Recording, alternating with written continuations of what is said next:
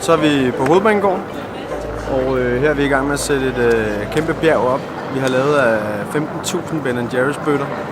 Vi har hjemme på hver vores værksted i Sydhavnen lavet 15 forskellige moduler, som vi ligesom har bygget det op i, hvor alle bøtterne er limet sammen med limpistol. Og så har vi forskellige trækonstruktioner bagved, der ligesom holder hele vægten.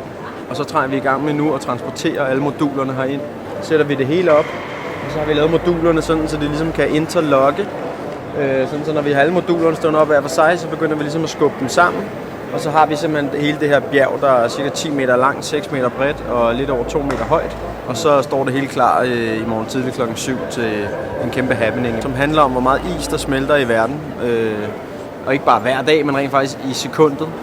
Happeningen her går ligesom ud på, at de her 15.000 bøtter skal symbolisere det.